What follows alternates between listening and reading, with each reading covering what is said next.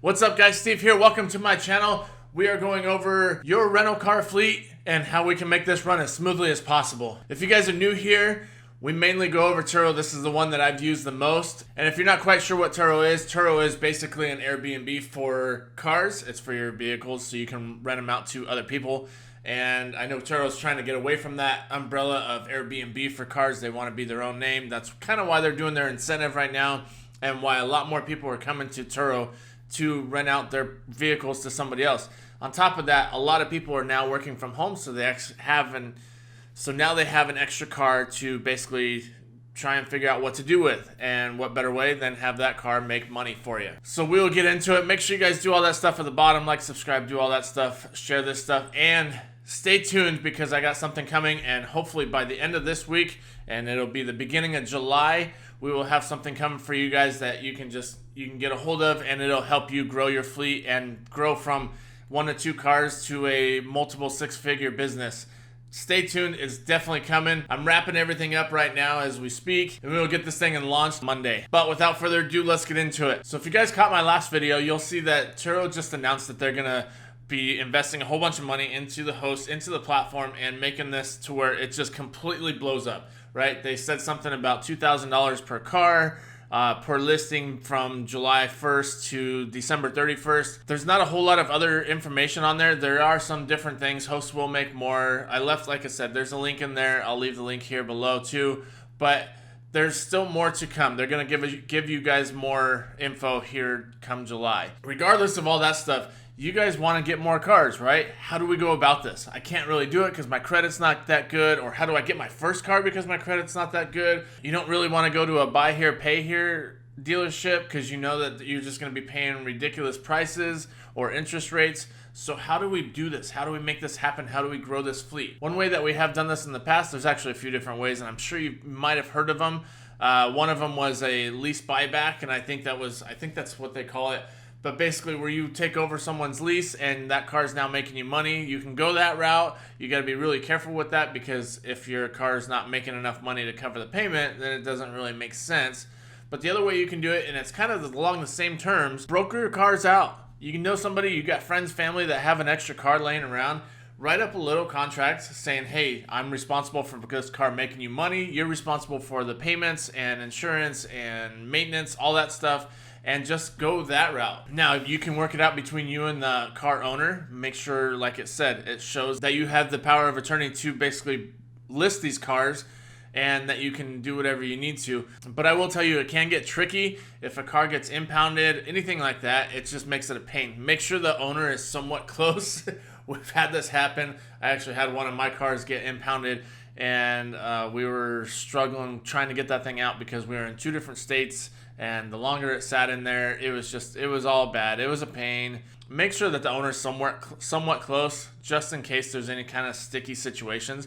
But definitely write it up where you guys have a very cut and dry agreement. You're making X amount of percent, I'm making the rest of the percent. Turo's taking their cut, whatever. Just make sure it's super clear of what the duties are, responsibilities are for each person in this scenario. And this works kind of along co-hosting, but it's a whole lot nicer when it's all on your platform. So you're just logging in the one profile, one username, and boom, everything's right there. And you don't have to try and do it for somebody else's and log in and out and try and figure out which platform has cars going out or which profile has cars going out. If it's all just under one, it makes it that much easier. So there's definitely that route you can go. If you guys need any information extra on that, on how to go about this, or you want to kind of see what a contract looks like or anything like that, drop it in the comments below. Let me know for sure. I can probably write something up or show you like what we used. I will just throw this disclaimer in there. I'm not an attorney, so I'm not held liable with all this stuff. I just trying to give you guys some helpful tips and tricks of what works for us.